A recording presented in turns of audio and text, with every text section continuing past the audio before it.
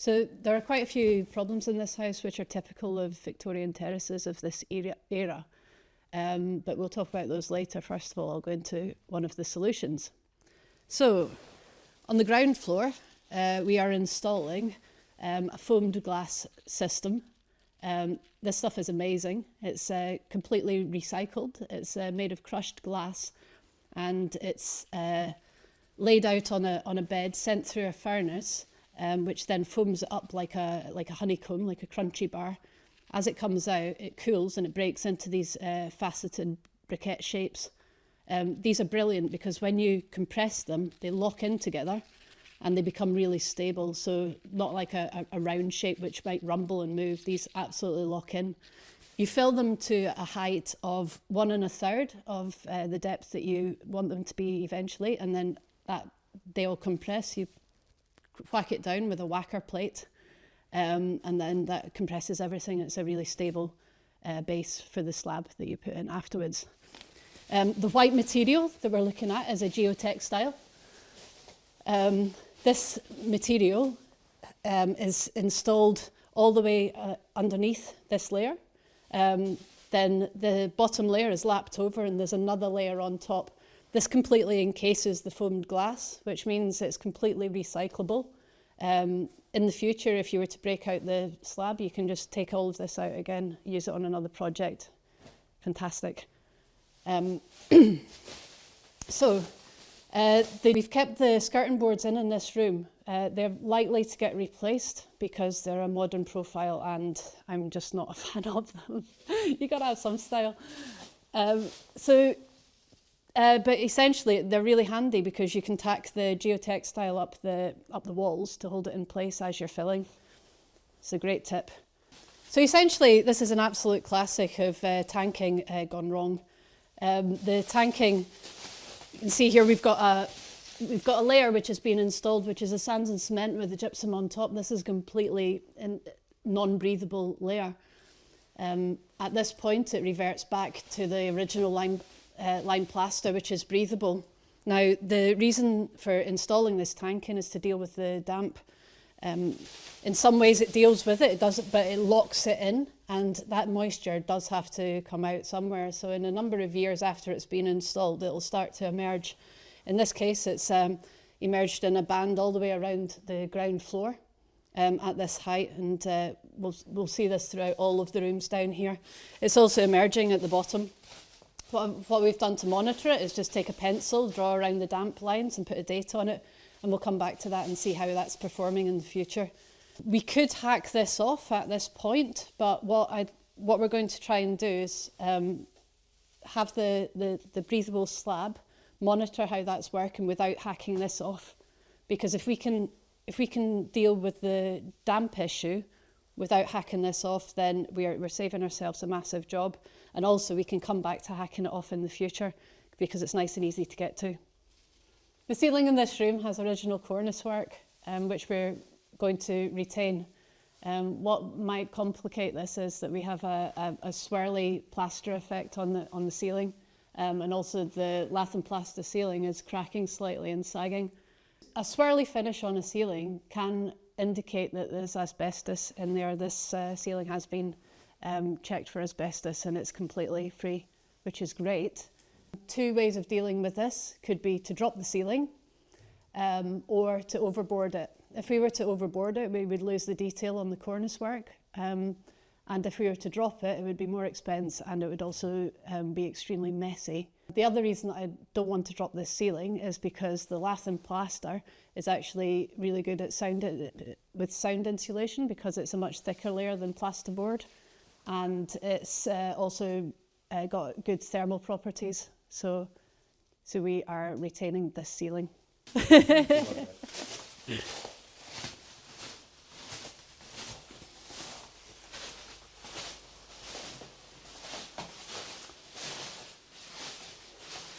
This is the living room. In this room we have the original rose and another lathe and plaster ceiling, which we will retain. This doesn't have the swirly effect, which is great. The mould that you can see is because historically there was a leak upstairs. That's been resolved, so that's just drying out.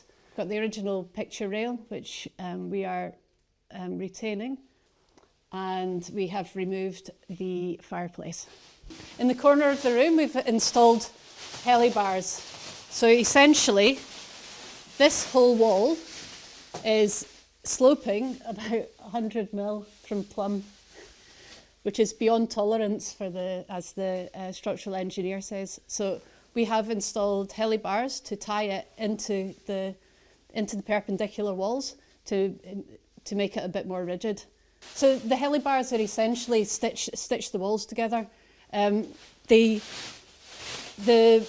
installed between brick courses and then set into the wall and then resined in so that they stay in place. Unfortunately, we've had to hack out some of the lime plaster, so that will have to be repaired. But these are at 450 centres, all the way from the ground level up to loft level where the adjoining wall finishes. We'll look at those further up as well. The chimney has been removed because it was it had already been capped at roof level, and the roof built over the top of it, so there wasn't any ventilation coming through the chimney. It was quite a nice feature, but it was also just sucking up a lot of the damp. So in this room we've removed it. In the dining room we've retained the chimney. In removing the chimney, then unfortunately we've had to damage the plaster work, but we can come back and get some specialists to repair that. It's a good opportunity to see the lathe and plaster from below. The laths are generally chestnut because it's got a nice straight grain, and these are riven, which means that they are split down the grain. The other way of doing it is that they can be sawn, but these are traditional riven. So with the terrace Victorian properties, the drainage will either be running all the way behind the properties or in the front of the properties. In this case, it's running in the front of the properties, which means that all the drainage goes out the back and it has to get to the front, and it comes underneath the house. So I've got a main drain which is running all the way under here. Now, I've already had the drains surveyed. They've been jetted through, cleaned, checked with a camera for any damage, but this one hasn't been yet. The reasons for that was that you need access at both ends of the drain.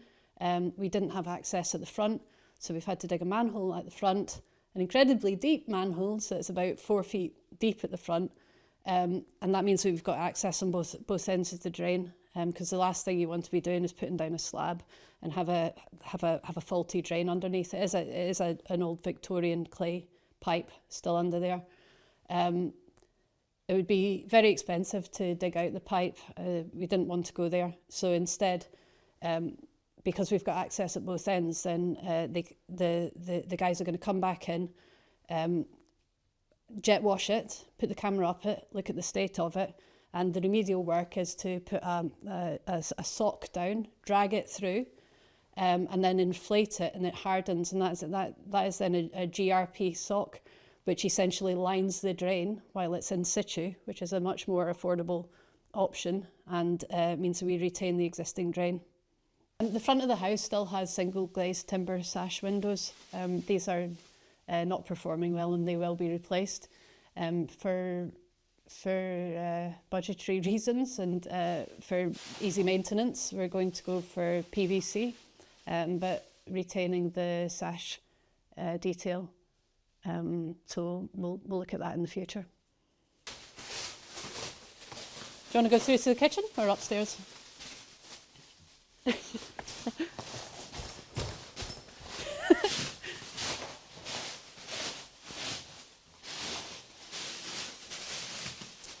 This is the kitchen. Essentially, we're putting the slab in, and all the drainage is going above ground and out the back wall, which means that we don't have to plan all of that at this stage. I'm not quite sure what the layout is going to be here yet. I just want to get the slab in, get the floor in, and then take stock again. The windowsill is lower than the kitchen worktop, so I'm probably going to replace that window build it up a little, so that we don't have a weird detail behind. It's a relatively easy job. Building the bottom of the window up is relatively easy. Anything that involves the lintel at the top is a little bit more complicated. So, yeah, I've taken out the gas boiler. It was old, and on this level of renovation, you've got to pick your battles, and this isn't one of them. So we're replacing that. I'm actually going to put it on the other side of this wall because there's an outhouse and a kind of an office which we can put it in. Again, it makes the planning of the kitchen a little bit easier because we don't have to incorporate a gas boiler, and it'll also mean that I can put the washing machine through there, and the gas boiler will help heat that room, and can use that as a laundry as well. So we've removed another chimney breast here. It was making the room a little bit of a strange shape. When we took it out, then we realised that we had to support the room, the wall up above. So we've put in a steel to support the floor and the room. This is a single brick wall, so we're putting in extra structure. This is really handy because it means that we can run the electrics and any plumbing behind the timber work. So I'll take that into account when we get round to planning the kitchen. Yeah.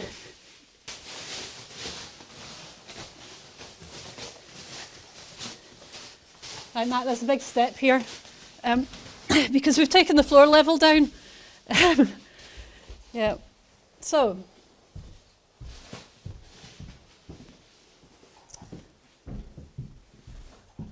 I love this roof light. Just having the light into the centre of the house just makes such a difference.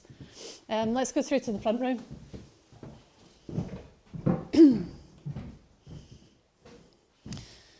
Victorian terrace houses are like TARDISes. This is the master bedroom, and it's absolutely enormous, which is great. What it wasn't so great is that the floor was sloping.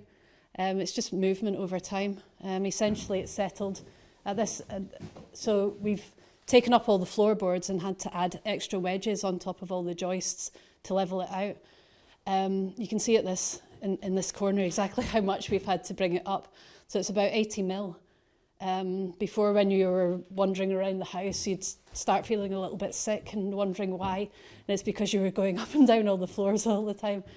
So this has, just as an idea of how long this takes, this took a carpenter 3 days to measure it, cut all the joists, take the floorboards up and put them back down again.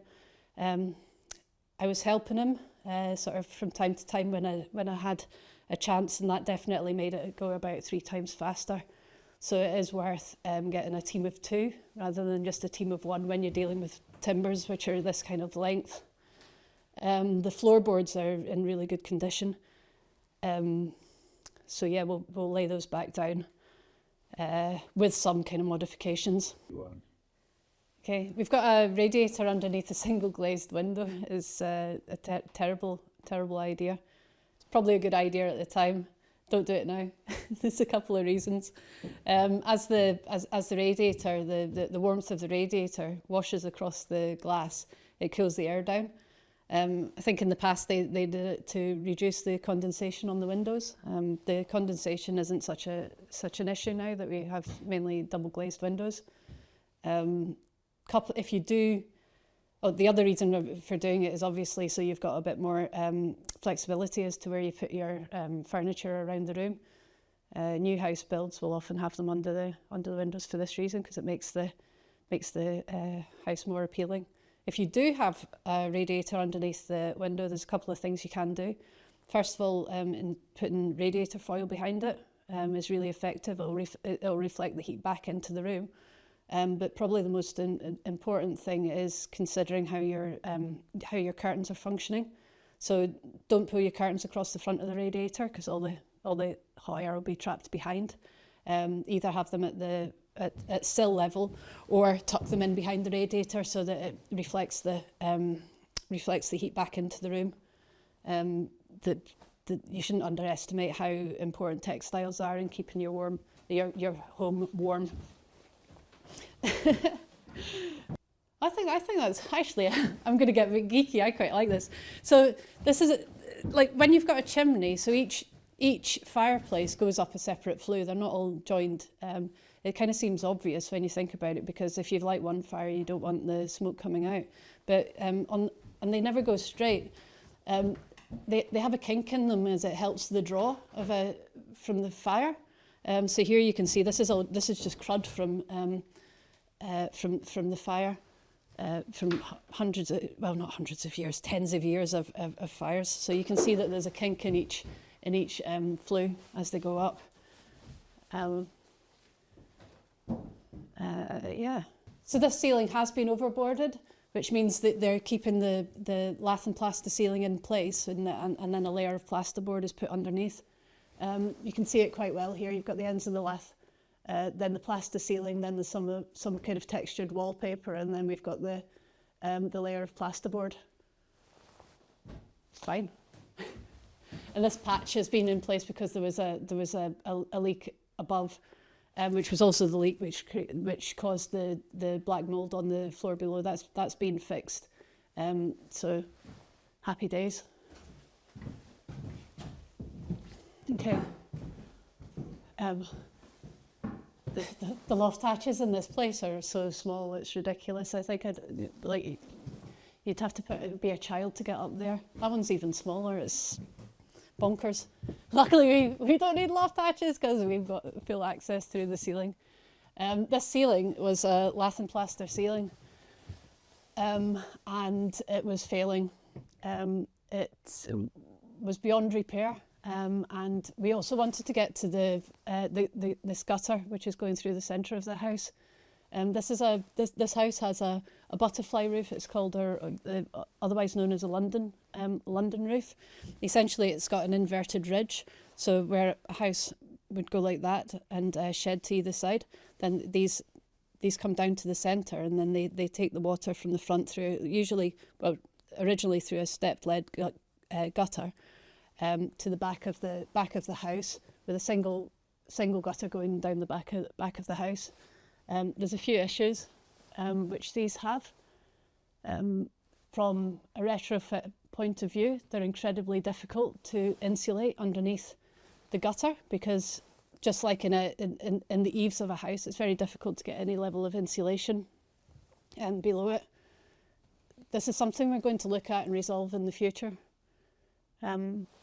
Haven't quite worked that out yet. The ceiling, there's vermiculite. It made this drop in this ceiling absolutely filthy. It's horrible. I'll just show you what it is.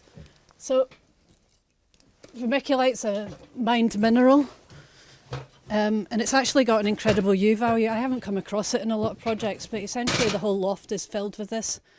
It's incredibly light. It's very, very insulating. And I have had it tested for asbestos again.